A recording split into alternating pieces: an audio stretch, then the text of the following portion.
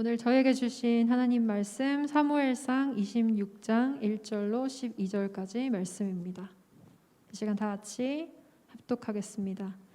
10사람이 기브아에 와서 사울에게 말하여 이르되 다윗이 광야 앞 하길라 산에 숨지 아니하였나이까 하매 사울이 일어나 10광야에서 다윗을 찾으려고 이스라엘에서 택한 사람 3,000명과 함께 10광야로 내려가서 사울이 광야 앞 하길라 산 길가에 진치니라.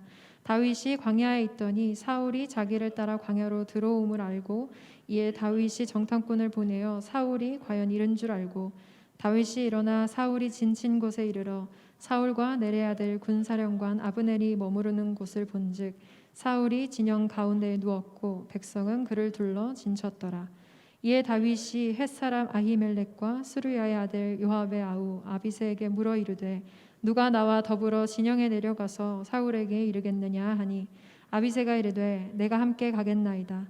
다윗과 아비새가 밤에 그 백성에게 나아가 본즉 사울이 진영 가운데 누워 자고 창은 머리곁 땅에 꽂혀 있고 아브넬과 백성들은 그를 둘러 누웠는지라. 아비새가 다윗에게 이르되 하나님이 오늘 당신의 원수를 당신의 손에 넘기셨나이다. 그러므로 청하오니 내가 창으로 그를 찔러서 단번에 땅에 꽂게 하소서. 내가 그를 2번 찌를 것이 없으리이다 하니 다윗이 아비새에게 이르되 죽이지 말라. 누구든지 손을 들어 여호와의 기름 부음 받은 자를 치면 죄가 없겠느냐 하고 다윗이 또 이르되 여호와께서 살아계심을 두고 맹세하노니 여호와께서 그를 치시리니 혹은 죽을 날이 이르거나 또는 전장에 나가서 망하리라. 내가 손을 들어 여호와의 기름 부음 받은 자를 치는 것을 여호와께서 금하시나니 너는 그의 머리 곁에 있는 창과 물병만 가지고 가자 하고 다윗이 사울의 머리 곁에서 창과 물병을 가지고 떠나가되 아무도 보거나 눈치채지 못하고 깨어있는 사람도 없었으니 이는 여호와께서 그들을 깊이 잠들게 하셨으므로 그들이 다 잠들어 있었기 때문이었더라. 아멘. 자, 이제 오늘은 나발 이야기가 지나가고 이제 또 다시 다윗과 사울의 갈등으로 이야기가 전개되고 있습니다. 23장에서도 보면 다윗과 사울이 갈등하면서 사울이 다윗을 잡으려고 할 때에 그 빌미를 제공했던 사람들은 10광야에 살고 있던 사람들이었어요. 그래서 자기네 살고 있는 곳에 다윗이 있다 이렇게 사울에게 일러 바치는 바람에 사울은 다윗을 잠시 잊어버리고 있었는데 다윗이 거기 있다고 생각하니까 그때도 23장에서도 다윗이 군대를 이끌고 다윗을 잡으러 사울이 군대를 이끌고 다윗을 잡으러 가잖아요. 근데 오늘 10사람들이 또 그렇게 합니다. 1절에 보면 10사람이 기브아에 와서 사울에게 말하여 이르되 다윗이 다 광야 앞 하길라 산에 숨지 아니하였나이까 이렇게 말합니다. 일부러 기브아까지 찾아와 가지고 이렇게 일러 바칠 이유는 뭐예요? 이런 열심은 도대체 뭡니까? 10광야 사람들과 다윗이 무슨 원수를 진 것도 아니고 무슨 악연이 있었던 것도 아닌데 10광야 사람들도 사울 못지않게 참 다윗에게 집요하구나 하는 생각을 합니다. 이렇게 까닭없이 어떤 명확한 이유가 없이 누군가의 미움을 받을 때 다윗의 마음은 어땠을까요? 마음이 참 많이 상했을 것 같아요. 그래서 사울이 다시금 군대 3,000명 정예 부대를 이끌고 다윗을 잡으려고 오니 다윗의 마음이 참 상하고 10광야 사람들에 대하여 화를 낼 만도 한데 근데 다윗은 그렇게 하지 않습니다. 다윗은 10광야 사람들에게 어떤 원한을 품고 그들에게 대하여 미움을 가지고 이렇게 하기보다는 오히려 담담하게 사울을 맞이합니다. 사울을 맞이해서 사울이 다윗을 잡으러 왔는데요. 도망가야 되잖아요. 또 도망을 안 가고 사울이 어디 진치고 있나 사울에게로 가서 사울이 진친 곳을 보는 여유와 용맹함을 가지고 있습니다. 우리가 인생을 살다 보면 사람들에게 항상 사랑받을 수 있는 건 아니에요. 우리의 바람은 모든 사람에게 다 사랑받는 게 우리의 바람이에요. 그리고 우리는 그렇게 사랑받을 만하게 행동하려고 하지요. 항상 유쾌하고 좋은 사람, 그리고 항상 다른 사람들을 배려하고 그렇게 하기를 원해요. 그러나 내가 하는 것처럼 다른 사람들도 나한테 해주리라는 보장은 없습니다. 옛말에 만인의 친구는 아무의 친구도 아니다, 이런 말이 있습니다.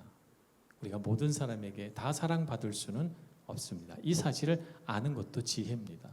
누군가는 나를 싫어할 수 있고 까닭없이, 누군가는 까닭없이 나를 미워할 수도 있다는 사실을 그냥 덤덤하게 받아들이는 것, 그것이 인생을 우리가 잘 살아가는 비결이 아닐까 싶습니다. 다윗도 10사람들에 대하여 분노하지 않습니다. 분노하지 않고 그냥 자기에게 맡겨진 이 위기 혹은 이 고난에 대하여 덤덤하게 받아들이죠. 이전 광야에서 하도 오래돼 가지고요, 다윗이 이 고난에 도가 텄나 봐요. 그래서 사울이 광야로 들어오니까 사울의 마음은 어때요? 야, 내가 이렇게 군대 3,000명을 이끌고 왔으니 다윗이 깜짝 놀라서 놀란 토끼처럼 여기저기 뛰어다니면서 이제 도망 다니겠지, 이렇게 생각을 하니까 전장에서 불침번도 서야 되고 누군가는 불을 켜놓고 지켜야 되잖아요. 근데 아무도 지키는 사람 없이요, 진영에 군사들이 다 잠을 자요. 무슨 이런 군대가 다 있습니까? 예? 우리 남자분들은 군대 가면 제일 힘든 일이 뭐예요? 불침번 서는 거잖아요. 예? 새벽에 깨워가지고 막 불침번 서라고 꾸벅꾸벅 조면서, 그러다 조는 거 들키기라도 하면 또 다음날 얼차례 받고 막 그럽니다. 정말 군대에서 정말 중요한 게 이 불침번 서는 거거든요. 불침번 서는 사람이 없어요. 그만큼 다윗을 얕보고 있는 거예요. 다윗은 어떻게 합니다? 어떻게 합니까? 그걸 역으로 이용해서 사울이 자고 있는 그 한복판으로 갑니다. 다윗이 얼마나 담대해졌는가 하는 것을 알 수 있고, 사울이 얼마나 다윗을 만만히 보고 있는지, 경계심을 풀고 있는지를 알 수 있는 대목입니다. 비슷한 이야기가 24장에도 등장했어요. 그죠? 24장에서도 이 비슷한 이야기 등장했는데 몇 가지 좀 다른 점이 있습니다. 24장에는 장소가 엔게디 광야였고, 오늘 여기는 보니까 10광야라고 기록이 되어 있습니다. 10광야, 하길라산 기슭이라고 이렇게 표현하고 있으니까요, 약간 비스듬한 능성이가 있는 그런 평야지대라고 볼 수가 있는 것이죠. 24장에서는 사울이 뒤를 보러 굴 속에 들어왔고 다윗과 부하들이 굴 속에 숨어 있었습니다. 엔게디 광야 굴 속에.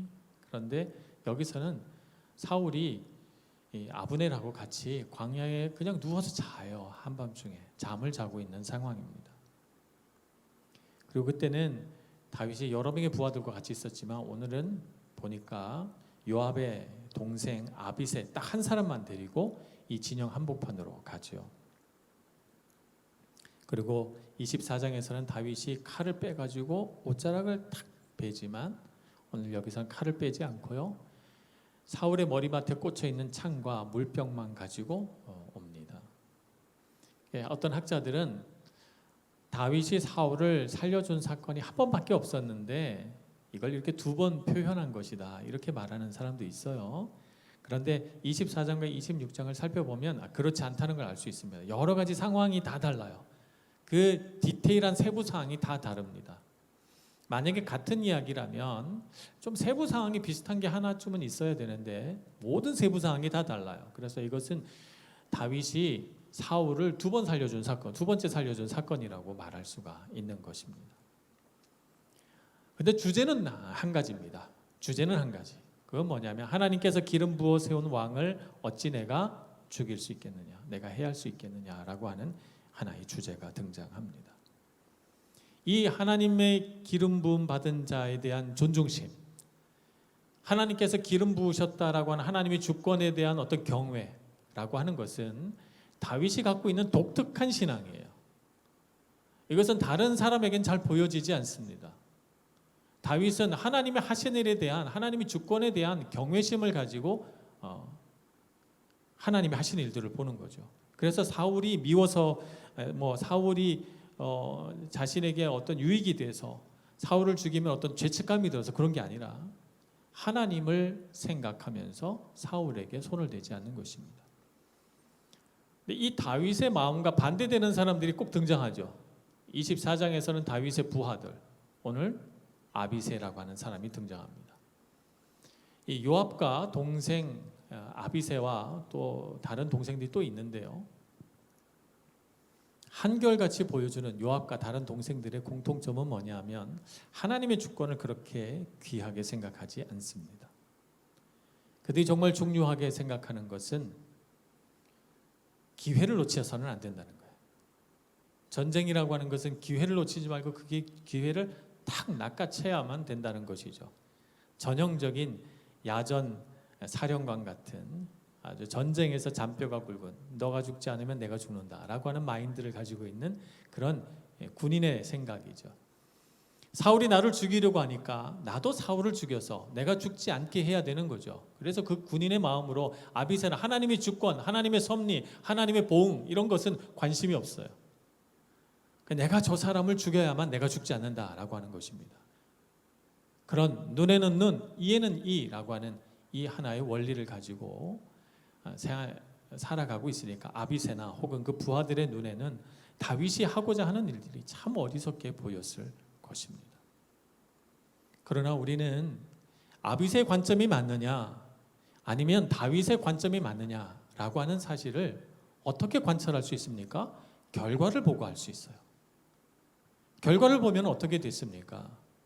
하나님께서 사울에게 거기에 맞는 보응을 주시고 그 사울이 죽는 날에 다윗이 사울을 죽인 반역자 혹은 배신자로서 왕이 되는 것이 아니라 끝까지 사울과 그 왕가들을 존중한 온 이스라엘의 존경과 사랑을 받는 인정을 받는 왕으로서 등극하게 되는 것을 보는 것이죠. 만약 다윗이 사울을 죽였다면 사울을 중심으로 돼 있는 북이스라엘 지역의 많은 지파들은 다윗을 따르지 않았을 거예요. 다윗 시대부터 분열 왕국이 되었을 것입니다. 그러나 다윗은 자기 손으로 사울을 해하지 않습니다. 결국 우리가 역사적으로 그 결과를 보니까 아비새는 틀렸고 다윗은 옳았다라고 하는 것입니다. 우리가 이 세상을 살아갈 때 기회를 잡아야 된다고 말합니다. 많은 사람들이 기회가 오면 기회를 놓치지 마라. 힘을 사용할 수 있을 때 힘을 사용하라라고 가르치죠. 세상은. 근데 여러분 꼭 알아야 될 게 있습니다. 때로는 기회라고 생각하는 것을 잡지 않음으로써 하나님의 뜻이 이루어지고 내 힘을 사용하지 않는 것이 하나님의 뜻이 될 수도 있다는 것을 알아야 합니다. 예수님은 우리에게 그것을 가르치셨죠. 상대방은 힘을 사용해서 나를 굴복시키려고 뺨을 후려치지만 그러나 나는 그렇게 나도 눈에는 눈, 이에는 이로 힘을 사용할 능력이 있음에도 불구하고 힘을 사용하지 않는 것도 하나님의 뜻이다라고 말씀합니다. 하나님의 뜻을 아는 사람은 그렇게 할 수 있습니다. 우리 마음속에는 육체의 소욕과 성령의 소원 이 두 가지가 다 있습니다. 우리가 우리 육체의 소욕대로 따라가면 자꾸 내가 힘을 사용하는 쪽으로 내게 주어진 모든 기회를 다 누리고 붙들어야만 된다는 그런 생각에 사로잡혀 살아가게 돼요. 그러나 성령의 인도하심을 따라 성령께서 내 마음에 소원하는 그 소원을 따라 행하는 사람은 모든 기회를 내가 다 잡지 않아도 괜찮아요. 내가 내 힘을 꼭 발휘하면서 내 힘을 행사하면서 살지 않아도 괜찮아요. 왜냐하면 하나님이 나와 함께 계시기 때문입니다. 그렇게 하지 않아도 하나님께서 나를 보호하시고 그렇게 하지 않아도 하나님이 그 악인에게 맞는 합당한 벌을 의인에게 맞는 합당한 상을 주시리라고 하는 것입니다. 그것을 알 필요가 있죠. 그래서 다윗이 24장부터 쭉 전개되는 일들을 보니까 다 사용하지 않는 거예요. 24장에서도 사울을 죽이지 않고 25장에서 나발을 죽이지 않고 26장에 이르러 다시 사울을 죽이지 않습니다. 하지 않는 것도 능력입니다. 그러니 여러분 우리의 능력을 보여주려고 우리가 얼마나 재능이 있고 힘이 있는지를 보여주려고 보여주는 일에 애쓰지 마십시오. 하나님이 나와 함께 있다고 믿는 사람들은 보여주는 것이 그렇게 중요한 문제가 아닙니다. 내가 얼만큼 내 중심에 하나님의 마음을 담고 누리느냐, 그것이 더 중요한 문제지. 사람들이 나를 어떻게 볼 것이냐, 사람들에게 내 힘을 행사함으로써 내가 얼마나 능력 있는지를 나타낼 것이냐 말 것이냐는 그렇게 중요한 문제가 아닌 것입니다. 우리 내면에 함께 하시고 우리와 동행하시는 하나님을 신뢰하시길 바랍니다. 다윗의 마음 가운데 그런 마음이 있었어요. 그래서 사울을 죽이지 않잖아요. 24장에서는 옷자락이라고 또 뵀는데 시간이 얼마나 흘렀는지는 이제 알 수 없지만 오늘은 옷자락도 베지 않아요. 사울의 몸에 손도 대지 않습니다. 그를 찔러 죽이려 했던, 다윗을 향하여 2번이나 창을 날렸던 그 사울의 적의를 상징하는 창과, 사막에선 물 없으면 죽으니까 이 광야 지대를 지나는데 물이 생명이잖아요. 물병과 이 2가지만 가지고 옵니다.